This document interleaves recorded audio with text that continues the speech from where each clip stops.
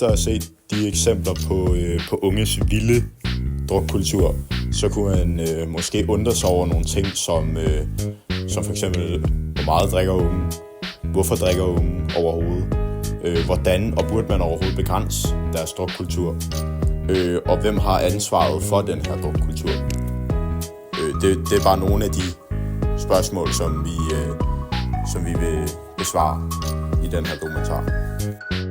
Vi ved jo godt, at unge i Danmark, de drikker mere end i andre lande, også i Europa. Men hvor meget mere er det? Ja, altså i hele Europa, så er det omkring 80% af unge, der drikker.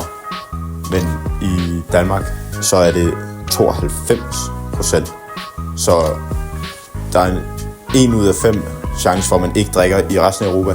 Der er en 1 ud af 11 chance for det i Danmark.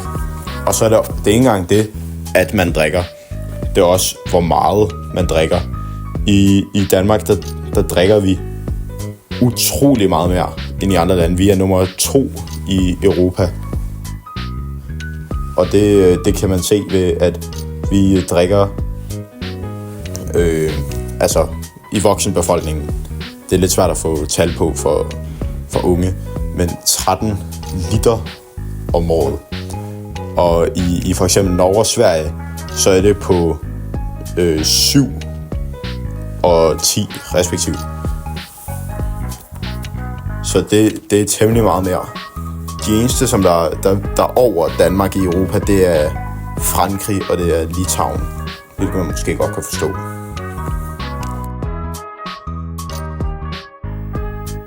Nu har vi fået et interview med en ung, der er villig til at dele sine oplevelser med den danske drukkultur. Og hvordan og hvorledes det så er. Hvor mange genstande føler du, at du skal have for at få en god aften? Måske en sixpack og noget måske lidt stærkere. Okay. Og hvorfor vil du sige, at du drikker? Fordi det er mega grineren, og det er hyggeligt, og det er en god måde at komme sammen som fællesskab med sine venner.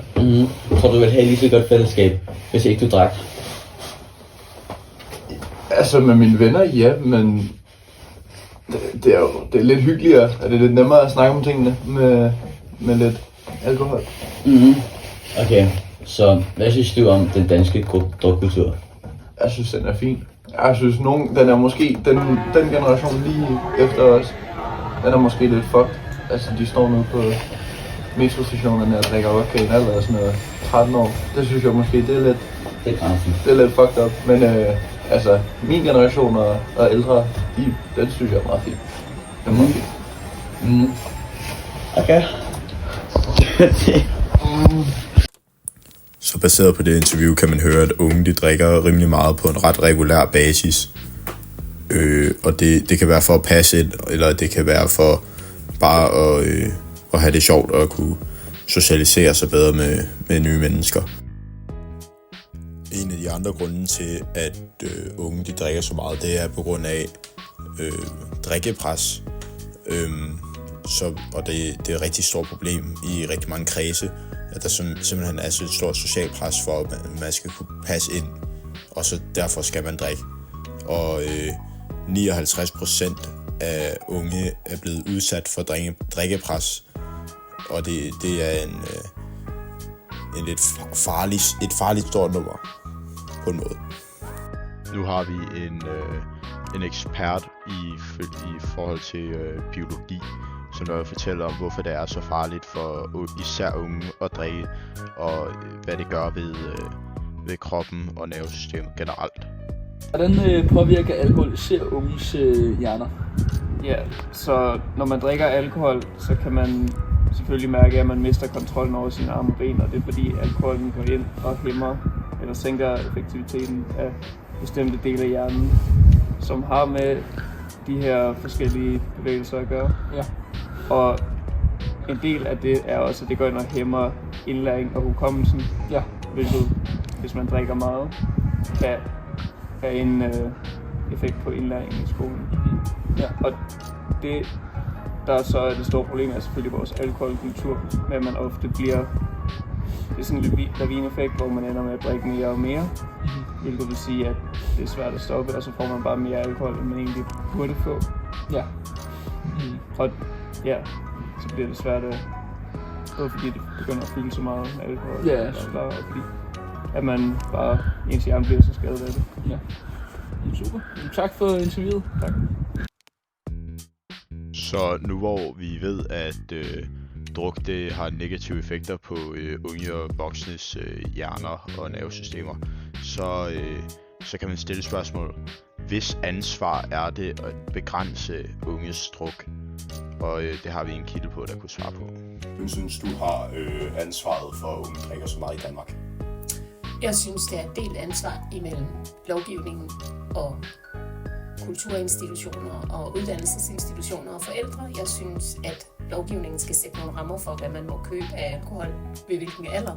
Og så synes jeg, at alle os, der er omkring de unge, skal sætte nogle regler op for, hvad man må og hvad man ikke må, og give nogle alternativer til alkohol. Og så synes jeg, at de unge har det ansvar, som de har i alle sammenhænge, som er at følge de regler og retningslinjer, der bliver lagt til dem. Ja, så personligt ansvar, det er kun at følge de regler, som der er nu, selv hvis de kunne være sådan noget skadelige for dem i fremtiden. Jeg synes, man altid har et ansvar for at informere sig om, hvilke konsekvenser ens handlinger har for en selv. Men det ansvar, det er så for mennesket, fordi man er ung og...